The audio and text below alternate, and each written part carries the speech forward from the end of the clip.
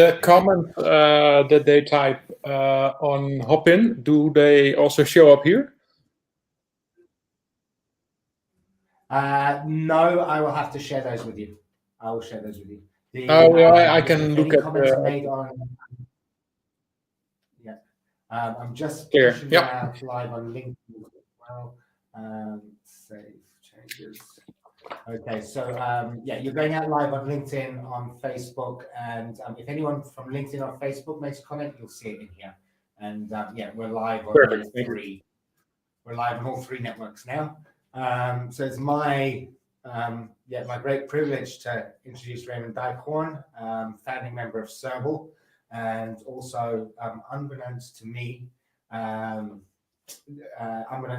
was the founder of eHawk. It was only after a domain slip, I found out that you were behind that as well.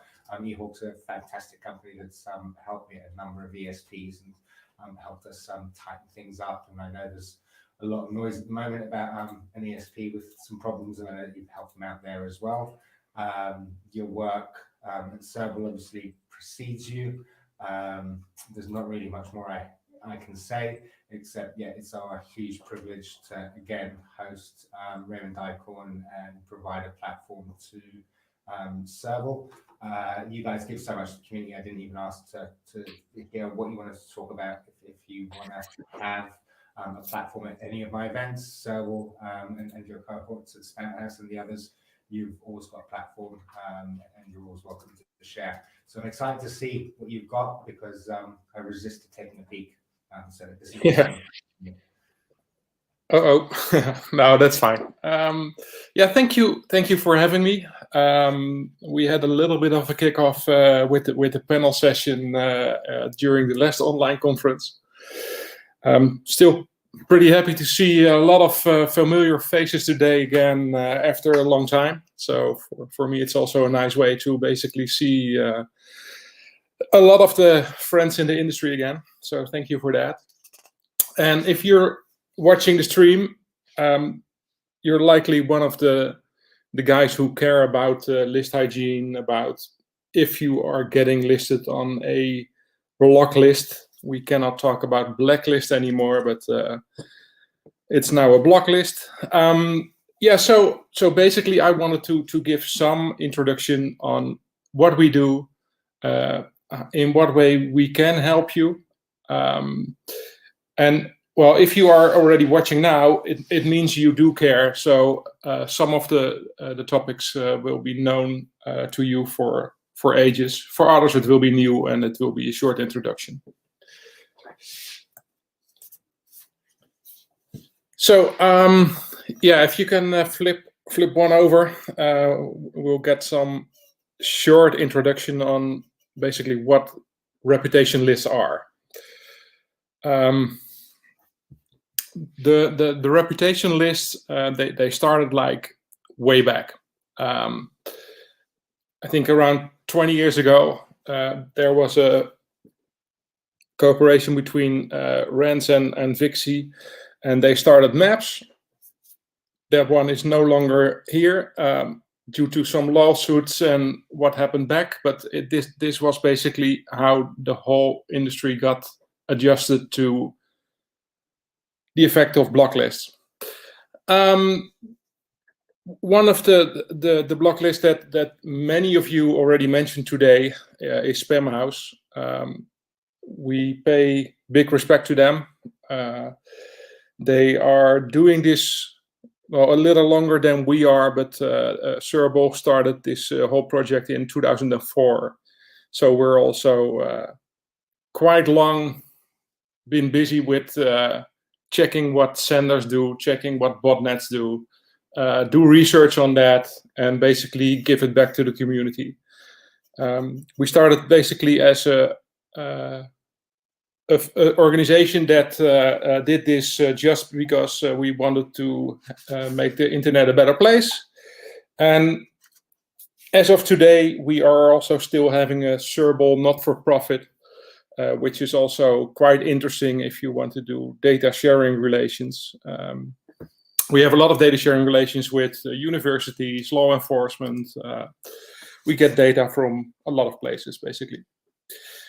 So other well-known block lists, because we are definitely not doing this alone, which is good also. You have, if you look at the URI space, you basically have a few familiar ones, and I'm not willing to like skip a few, but these are just the 4 ones that we think are most used, which is Spamhaus, which is also supplying a domain block list, the Spamhaus DBL. You have URIBL, which is basically a spin-off of Serval. The guys have been working with us for a long time, and we know the people who operate URIBL also pretty good. And I think the same applies for Rob, who runs Invaluement and was also involved with Serval. So the original group is still doing a lot of the work that most of the senders and ESPs right now are still using basically daily. There's different categories that we have listings for. You guys basically targeting the ESP market. That's the generic category that most of us list. But we also do track a lot of the botnets, and that basically boils down to malware, cracked sites, Bitcoin scams, fake brand sites, a lot of them. So it's the coverage is a lot wider than what you basically see in your daily work, where you basically have perhaps a filthy affiliate, but most of their domains are legit. It's not really the type of client that usually hides behind botnets. So it's quite a different audience. So there's 2 types of block list in general. You can basically do this by IP addresses, and then you basically can say, before you receive something, you make the decision to either not receive it, drop it, score it negatively or perhaps positively. There's also the concept of DNS whitelists. So there's multiple variations of that. And there's also companies who basically make a reputation list with scoring. That's also done by a few of the known companies in the industry, and they basically give you a reputation by that. There is a differentiation between a ESP who basically has some issues with list hygiene or perhaps address typos that were not corrected. That's like not the business that's really bad in our opinion. So again, we are really happy that a lot of the ESPs are willing to basically see what we have to offer, but also understand that it's a pretty wide space.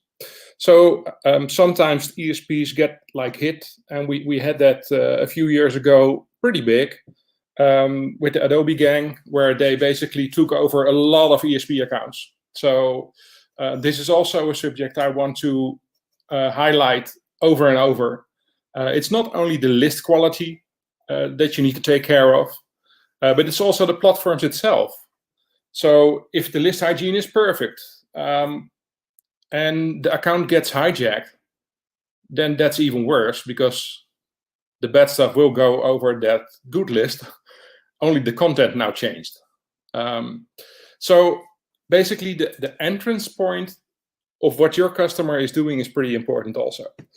Sometimes that's just forgotten, that you can log into an interface without 2FA authentication and do whatever you like. So it's basically a matter of not only checking what's going out, but it's also very important from our point of view what's getting in.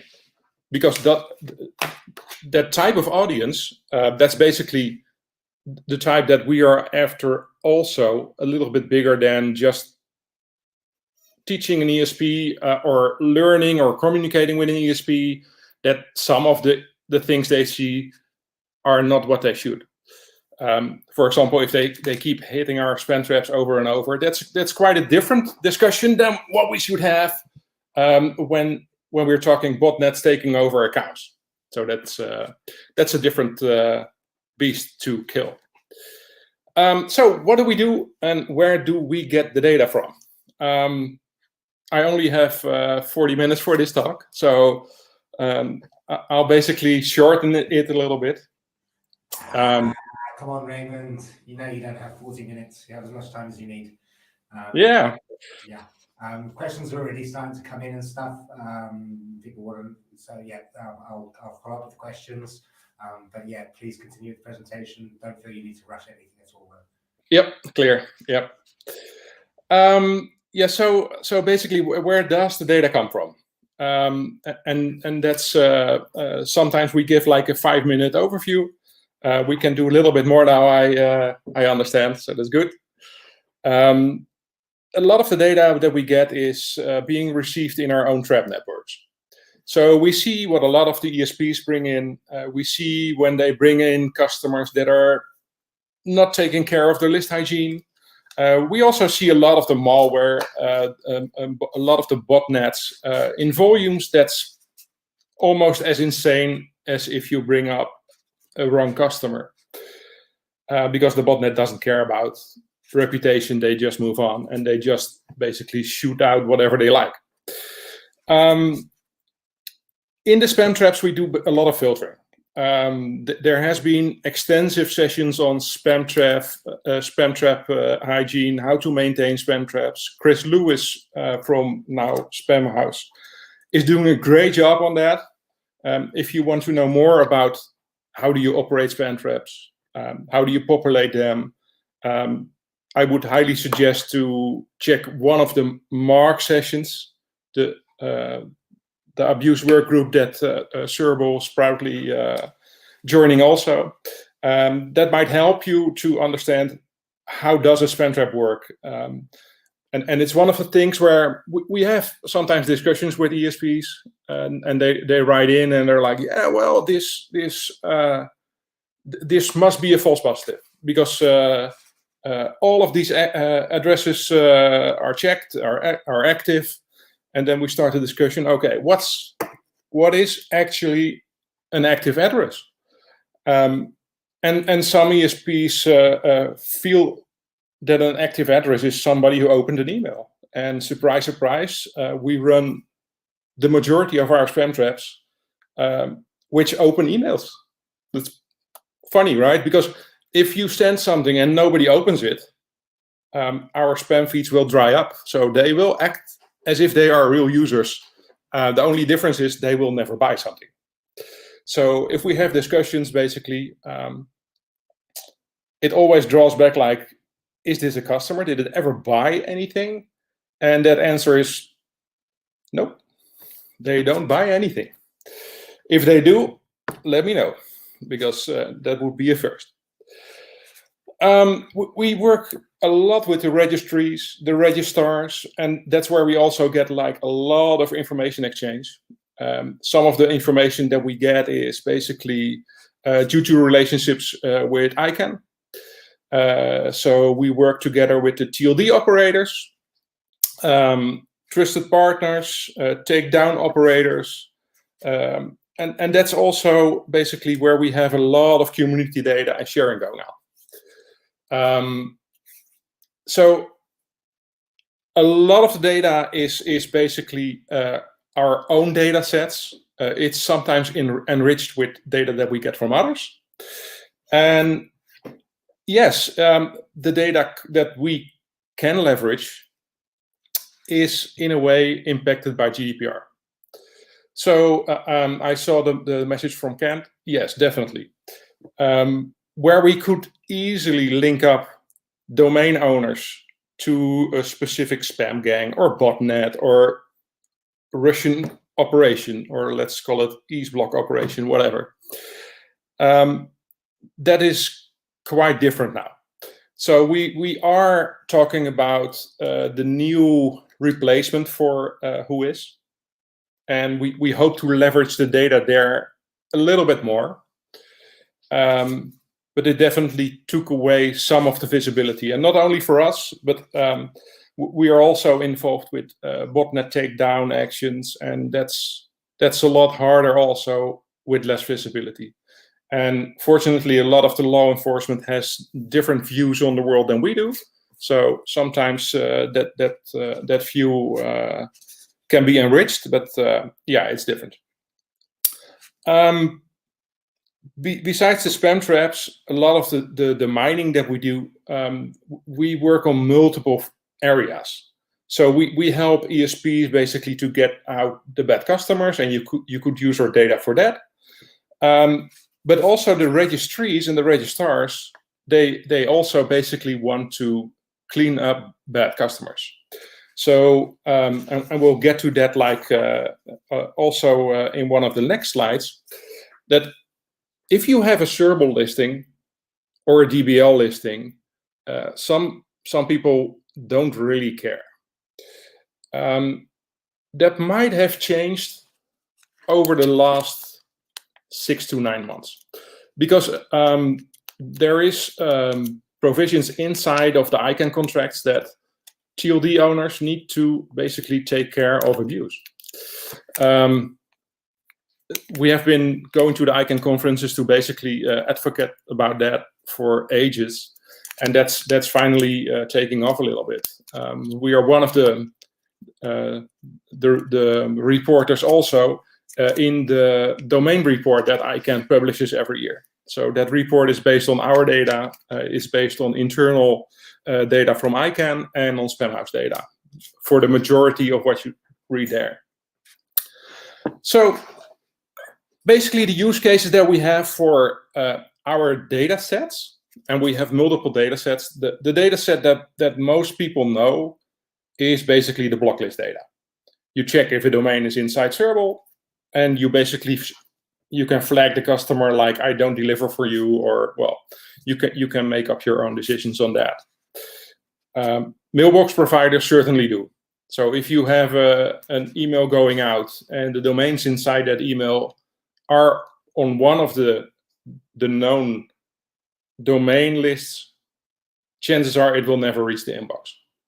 So it's pretty important that whatever you are sending out is basically checked. And some of the Adobe stuff that happened a few years ago could have been prevented if those messages were scanned. So it's again, it's not only about the list and like, did they sign up, but also what are you sending out? Could what you have been sending out been taken over?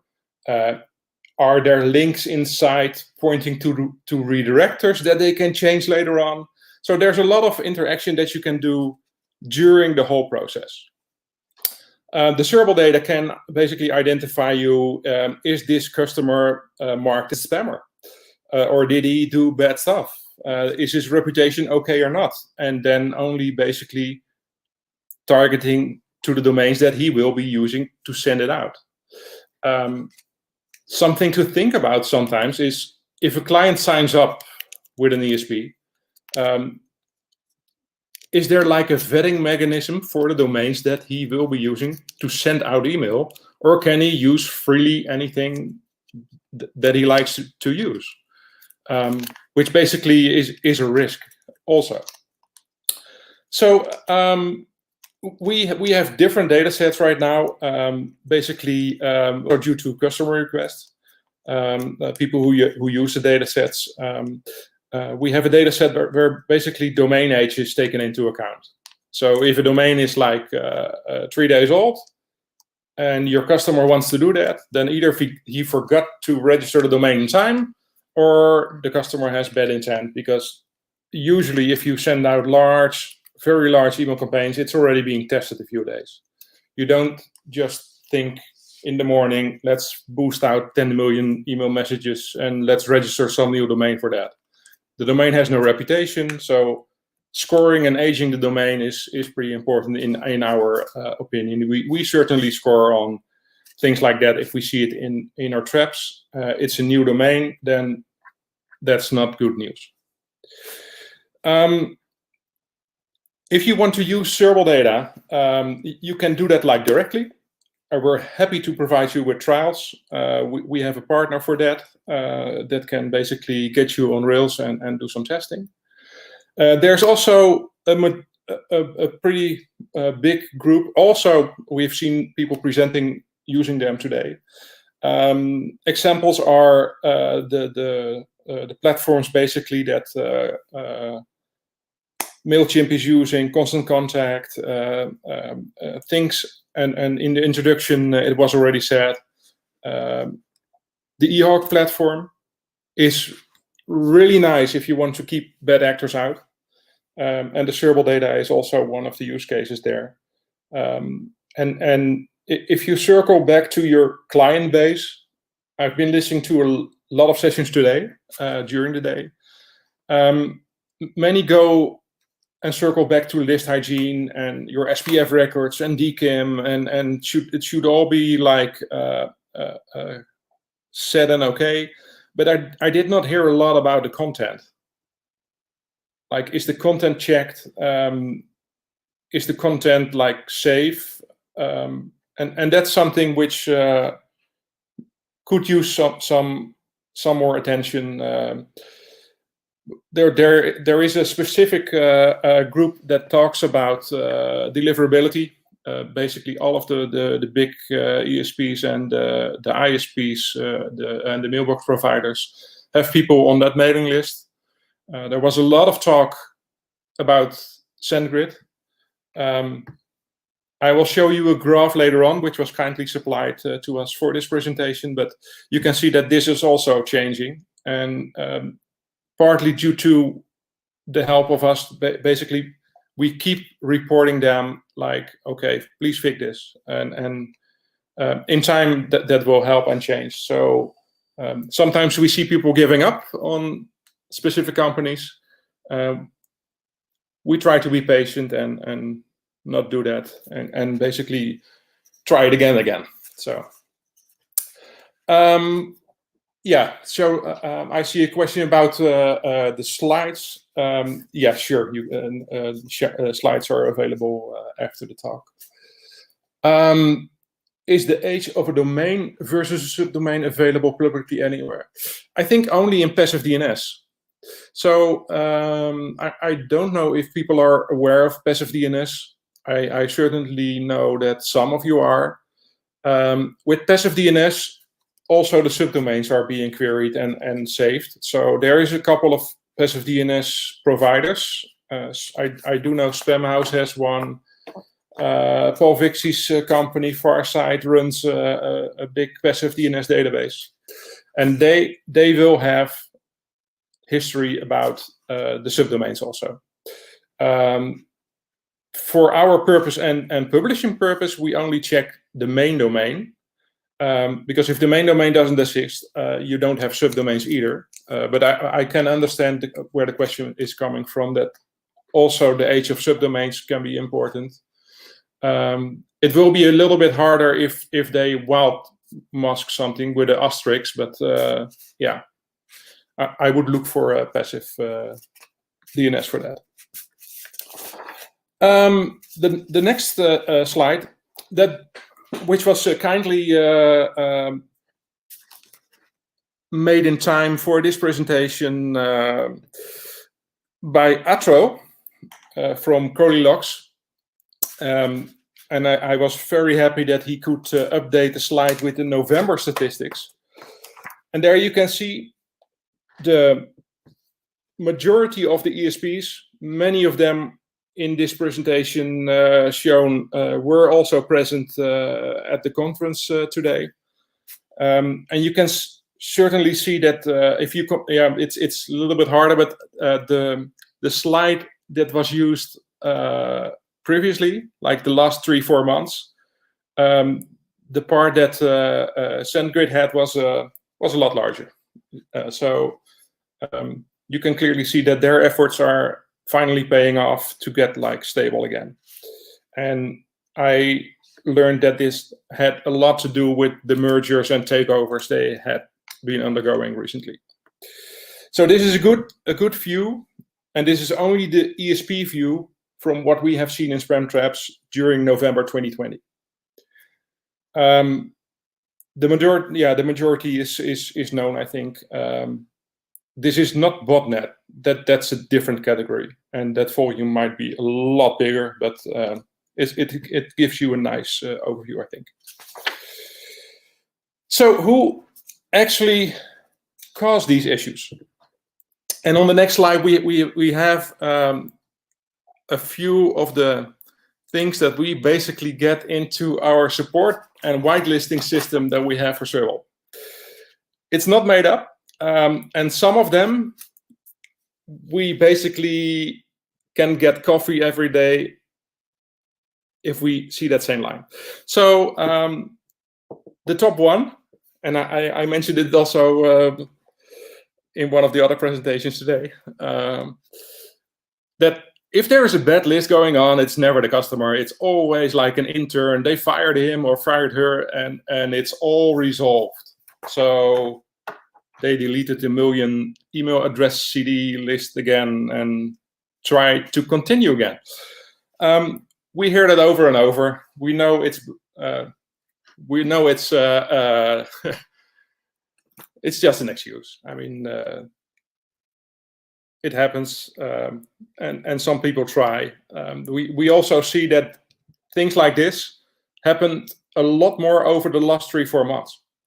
So we see companies having issues with their sales, might be related to COVID and that they're just trying to survive. But the list hygiene, we have seen that going down over the last 3 months pretty big. So some others reported that also during the day with statistics. We have seen the same. Another one is like we fixed our SPF record and we fixed it. Well, most spam traps don't really care about SPF. We can do scoring on it, but we will definitely not reject it. If we would have rejected it, we would not have seen the spam. So it's one that we hear a lot, like at least 15, 20 times a week. And the other ones is just regular business. Can you remove us? And most of the time it's once more, because it's then senders that have been requested to be removed multiple times. And they basically remove some addresses, try again, remove some addresses, try again. And we're pretty patient. If they really have bad lists, they will show up again. So no worries. And the other ones is like, well, we only use opt-in lists, and we know it is a legal issue. In Europe, it's different than in other countries. Every country has its own rule sets. Every continent thinks differently about it. But then again, it's our list, it's our data, it's our policy. We can make that policy.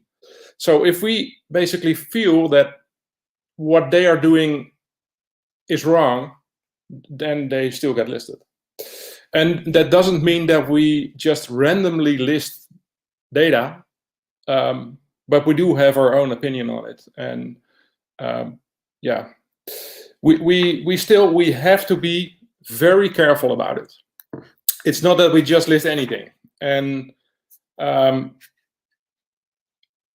that's basically where it draws back to, if your data is used in a lot of places, and it's not only on the receiving end, it can be on the sender end that checks it, it can be on the receiver end, but also the domain registries, the registrars, domain resellers. And many use our data to just check what's going on with this data set. And there is agreements with a couple of the registries that if we list something, they basically will suspend the domain. So you don't have to worry about it if that happens, because the domain is gone. We have customers writing into us like, hey, you listed this domain, but well, we don't care. You're just a tiny player. And we're like, I don't think so, but if you don't care, and most of the time they come back like 2 or 3 days later, my domain is on server hold. Could you please help us out? So some of those things need a learning curve.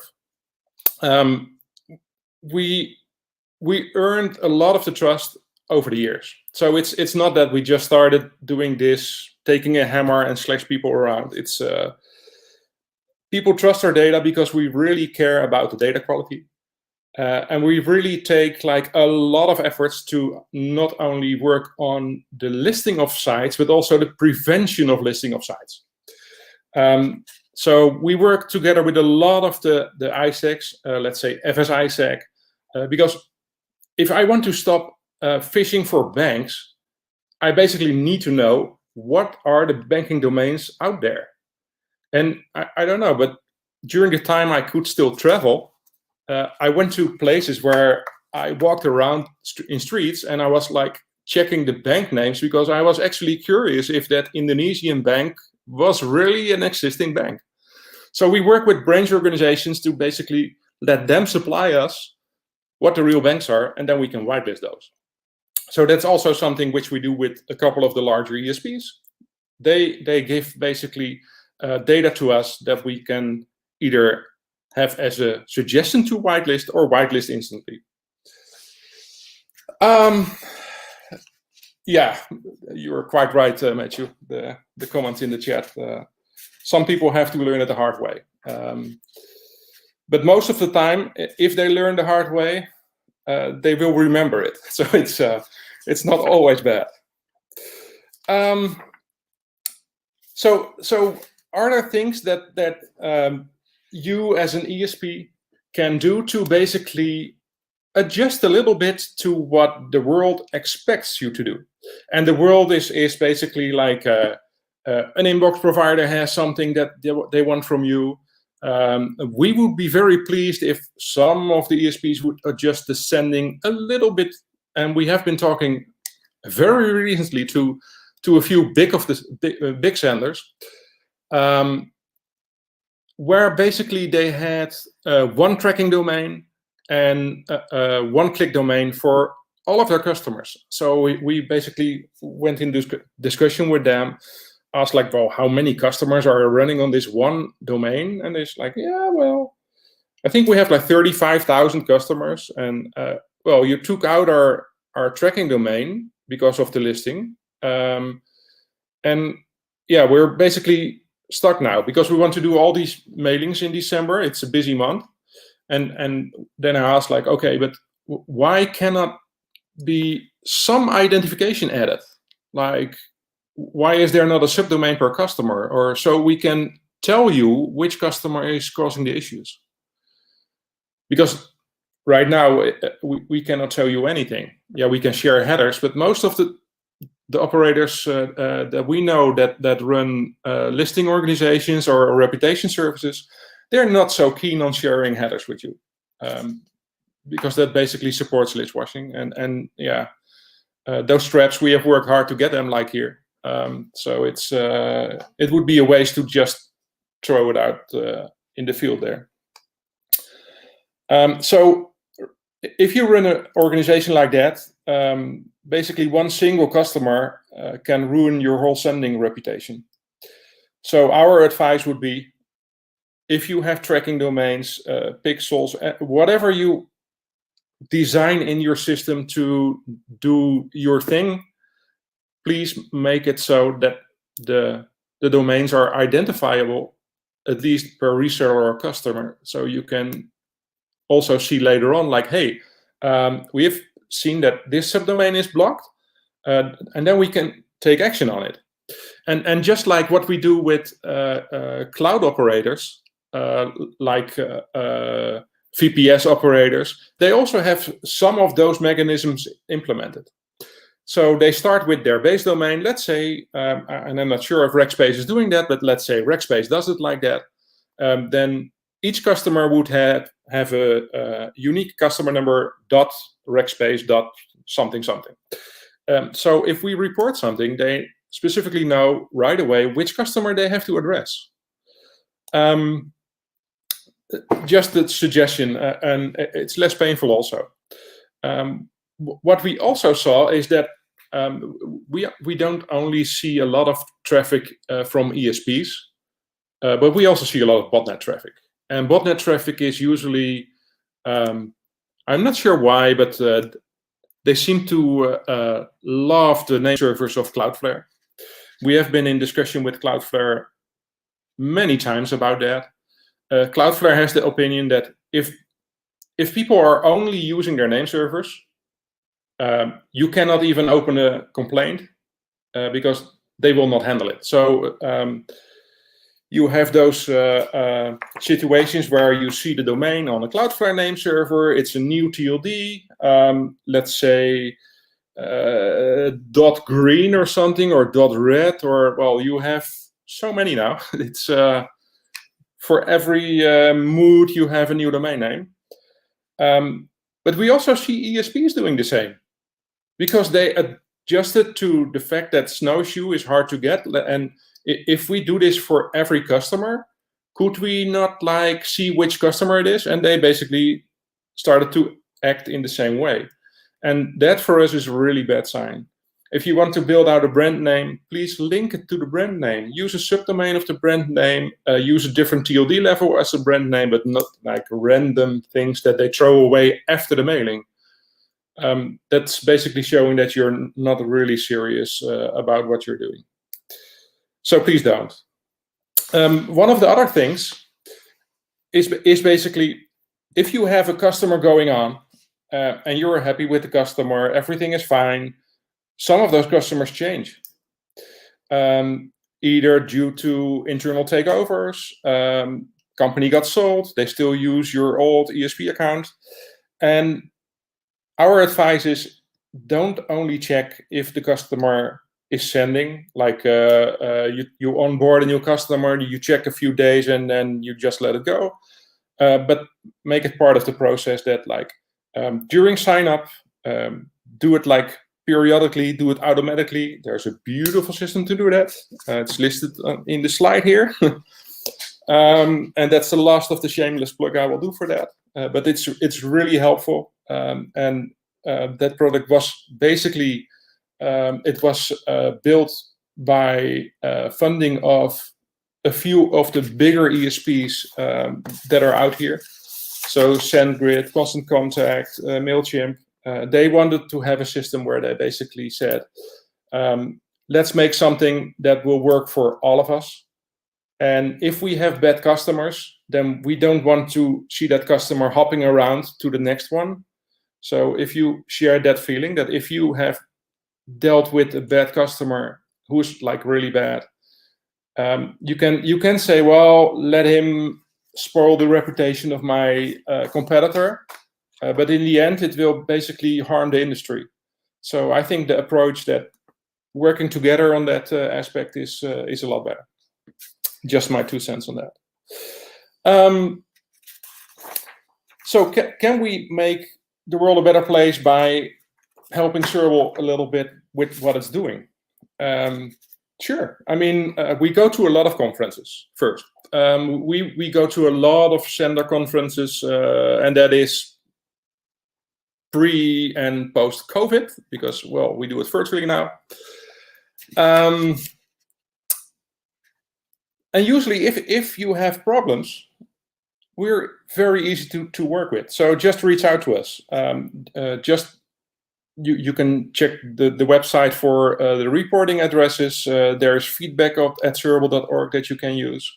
So if you have like good intentions and you have no idea where to start, why are you getting listed in our list, or some pointers, we usually, if you have good intentions, we can help you out. And that gives you like the next point, like, are we a feedback loop? No, we're not. Our spam traps are closed. We're not disclosing what's inside. We can give you pointers, but that's it. And that's the way that we have been operating for like over 18 years. We are very careful with our trap data. That's basically a large part that we operate from.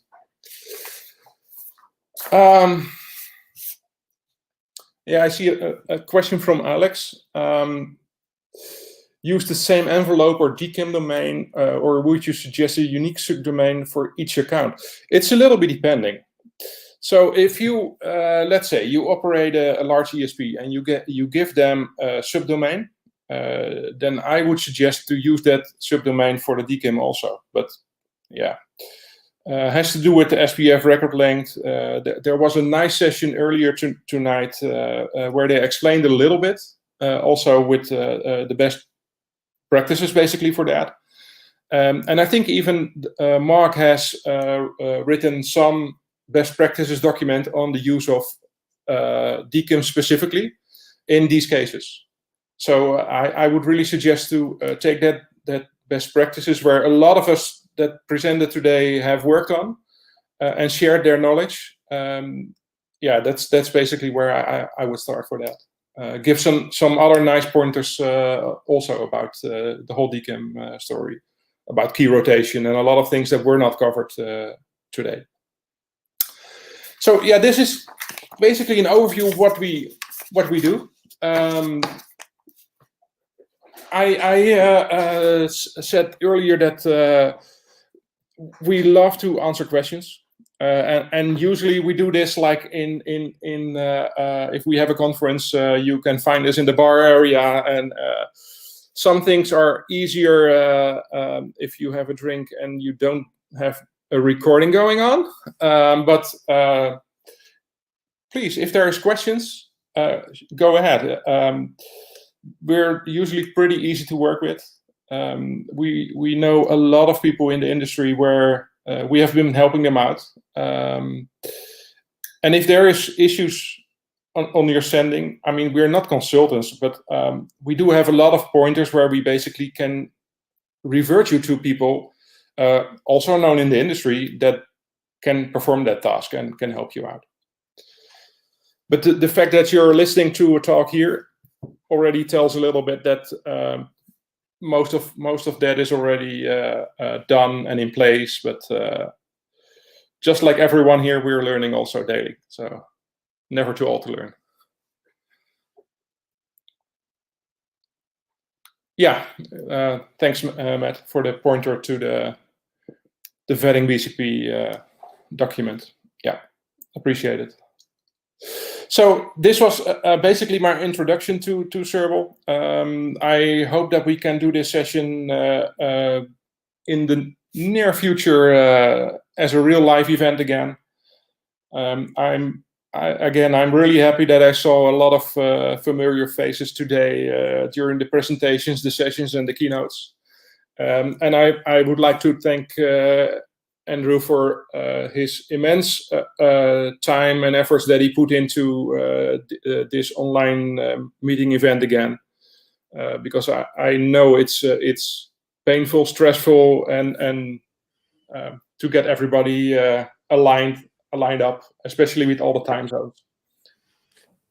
Yeah, no, it's fun. Can you hear me okay? Matt's been telling me that. Yeah, brilliant. So Nelly's thrown out the gauntlet. So actually there's a StreamYard link in the main chat session. If someone wants to come on cam and join us right now, then click that link and you will join. I'm not sure if anyone is feeling like doing that without the beer, and as you say, it's being recorded. I don't know how many people actually read the terms and conditions.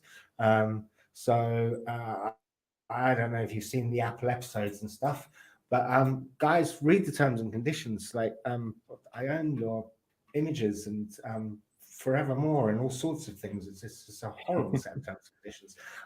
So yeah, don't worry, we won't be sharing anyone's video without asking for permission first and the like. And yeah, it's what the lawyers say we need to do if we're going to do live streaming, basically. But yeah, they were shocking to me. So yeah, if no one's game for coming on cam, I'm going to assume it's because of those Facebook-like terms and conditions. I don't know a better way of putting it. Your presentation has been fantastic, Raymond, and you know, a couple of questions that came up a couple of times today. You know, anyone that's got much experience already knows the answers, but it's much better to have it from the horse's mouth and not to be saying, oh, you know, I've got enough data to back up my argument. Yeah, spam traps do click, and yeah, they might click more than just once, and stuff like that. And sometimes I think for the ESP, a spam trap is a much better user than their actual users, because we open a lot. I click a lot, but never buy. So yeah, that was. Yeah, the click ratio is horrible. Yeah. So yeah, so that was good, and yeah, I think another point that you made, I think yeah, especially the small and growing mark-on platform should take on board is, you know, one really horrible customer can really tarnish your reputation in a really bad way. So yeah, I mean, if you've grown and you've been good, then it might take a horrible fallout for something to happen, like you know, the issues that SendGrid had. But even they can claw their way back, I'm sure, with the help of eHawk. Yeah, but for the growing platforms that are, you know, trying to work out whether or not, you know, to take on one of those iffy customers, and you know, I've worked with quite a few of them before, and you know, I've always said, you know, if it means you can't eat this month, then fair enough, but I'd be looking for a job in the next 30 to 40 days, because yeah, you can't take on those customers and expect to continue doing things. So I'm really glad that you're here. You answer people's questions. I really hope we can do something in person, you know, as soon as technically feasible and possible, because yeah, those barroom conversations, beer in hand, and no video cameras probably go a long way to yeah, to mending relationships and things. And I think yeah, the community misses that, and I don't know that you know, Morg does amazing work, but I don't know that a lot of enterprise marketers even necessarily know that much about the organization and stuff, and don't realize how accessible you guys are if you know that they're open and honest and come with genuine questions and things, as opposed to telling us about the intern that started last week and already got fired. Yeah. So yeah, thank you very much for your time and your efforts, and yeah, for everything that you do. Thanks again, Raymond. Yeah, you're very welcome. Was there any more questions while we? How can you get the slides? Okay, Sergey, you're asking about the slides. Raymond's already said it's okay. We will do a follow-up email probably after we've had some sleep, letting you know where you can get some of the keynotes, some of the presentations, this presentation, the presentation itself, as well as the video.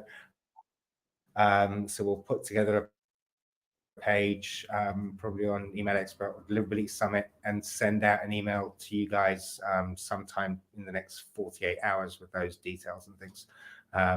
So yeah, everyone's saying thank you guys. I was scheduled to do a 5-minute wrap up. I'm going to wrap up here with Raymond. That was a fantastic final session. I couldn't have asked for more.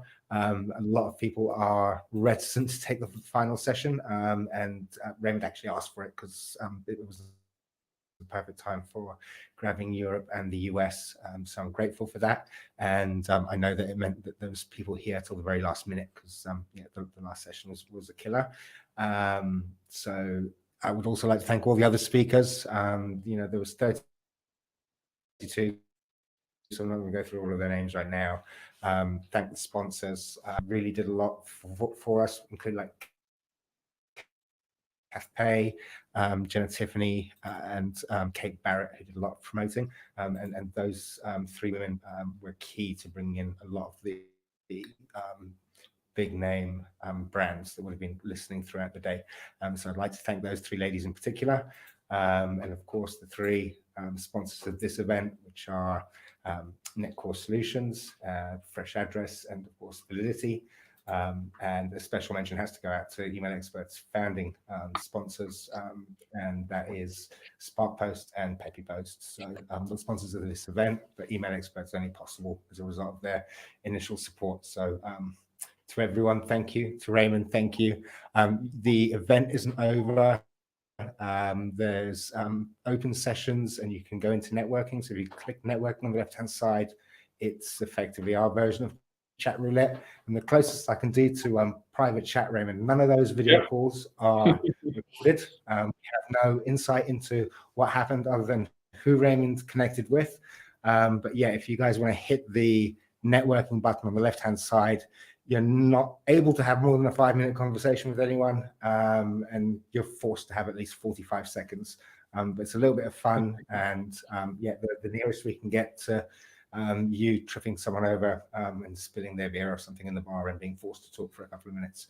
So force yourselves, click that networking session, and you might find you make some valuable contacts. I know from the last session, a couple of people, one person at least actually got a job from it. So definitely worth clicking that networking button. And thanks again, everyone. And Nelly shattered, but can't say goodbye. Please. There was not say goodbye. that got fired, I guess. Okay, Nelly's declining. She's too tired. She's had barely any sleep and she's been up for 16 hours. So thank you, everyone. And thank you, Raymond. Good night, guys. Thanks.